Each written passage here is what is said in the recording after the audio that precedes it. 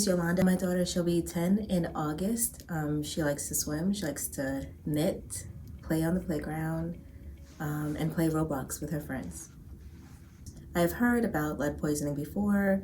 I did not think that we would ever have to experience this situation.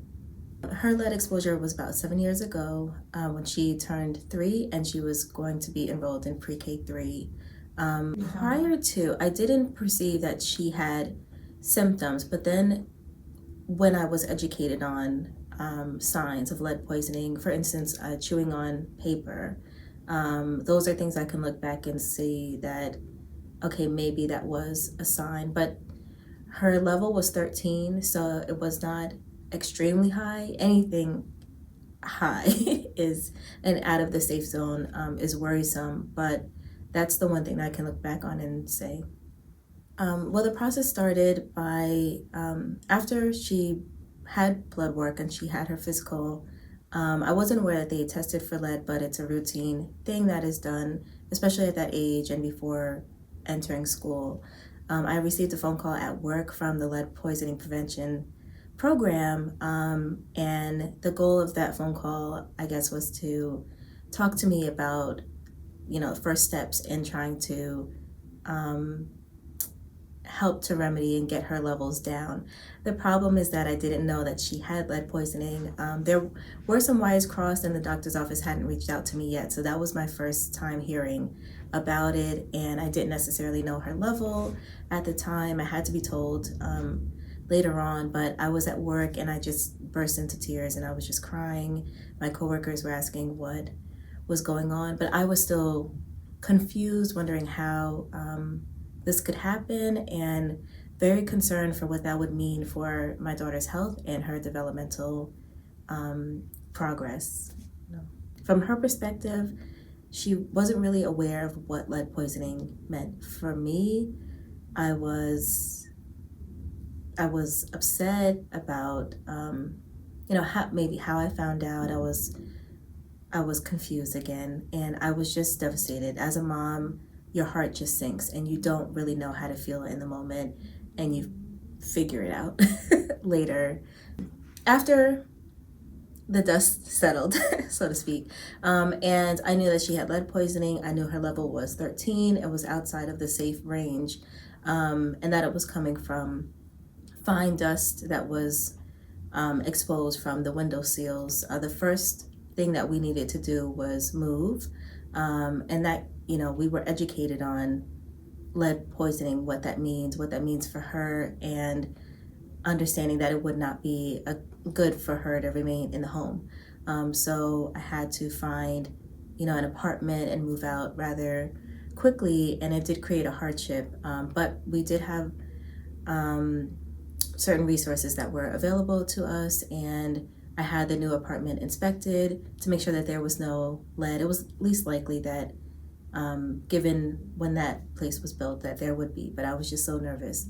A part of the process was having education about lead poisoning and what that meant for changing her diet and making sure that her nutrition aligned with decreasing lead levels. And my family received education on lead and lead abatement and special training that you have to take before you even start fixing the home with lead.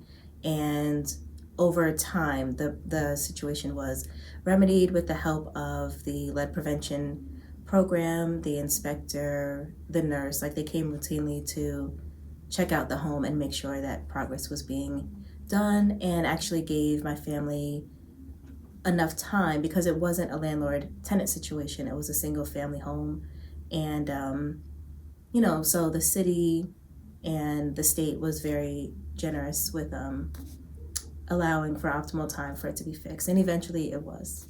Her lead levels steadily decreased. I followed everything to the T of what I was told. I was given pamphlets about nutrition and things to avoid. I had to tell her that she could not drink from water fountains like other children, and I watched her like a hawk for signs. Like, eating paper and anything. I would take notes on and report to her doctor and the nurse that we had assisting us from the program.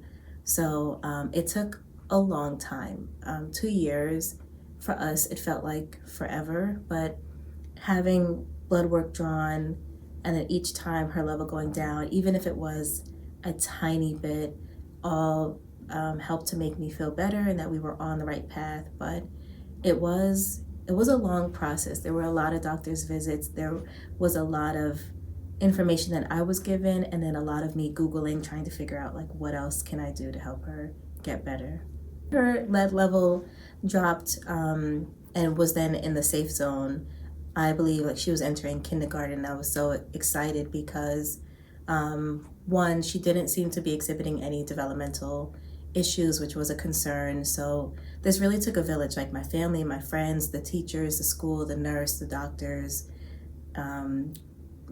everyone who pulled her blood, everyone that talked with me, the inspector who worked with my family regarding the house, to make this magic happen. And I really do feel like it was a miracle because we consider that from 13 to, I think it was 4 or under, within 2 years, was really fantastic. And it seems like it happened rapidly, even though internally it felt like it took a long time.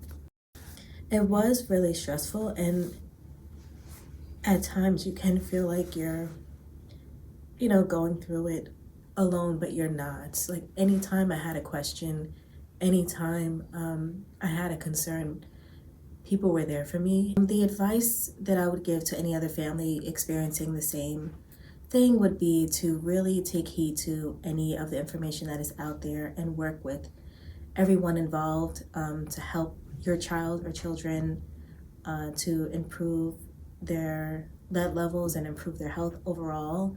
It is scary and it is nerve-wracking. It is, there's anger that you feel too, because even though originally, we as a society weren't aware about lead and paint and the long-term effects that can really build up some animosity within you, just in general for the world. But once all of that calms down, the best thing to do is to follow every guideline and every step tediously so that you can help your child have the best future possible and get to a better state of health. Causes for concern about if she would ever, be able to have a normal education and a normal life. She really does. She right now attends one of the top, or I'm gonna say the best, private school in New Jersey. She's doing really well in school, and we still have, a team of people that were behind us that care about her and care about her growth and are invested in her future. So people involved, they really want what's best, and I'd say trust and have faith that the situation can get better. Her level was 13, and I know that there are families that are struggling with much higher levels for their children. But the more that you can do to stay on top of things, it will all work together to help your child improve. Early testing was really a benefit for us. Again, I didn't know that it was part of the routine blood work, but if it's not, I do recommend that families have their children tested for lead, because you don't know if they could have had exposure in an apartment, at a school, at a daycare, at a home, and repeated exposure over time. We could have been in a worse situation. I had no plans for leaving the home that we were in at the time. I planned to stay there for a long time. And even though it was not the easiest to be able to just pack up and move and find somewhere else and, deal with all of the bills and everything that came with that, it was important that we found out and we were able to first remove her from the home, start the nutrition plan, start the change of diet, and have the testing done and everything else that we did so that we could stay on top of it. Had we known years later, I don't know what the effects might have been on her, but she's a really bright child. She's really sweet, and she's active, and she loves school, and I'm thankful that she's just in a better place now. And because it was so long ago, she hardly remembers, but I remember everything about it. And so I'm just thankful and I'm blessed that we're here now and that she's okay.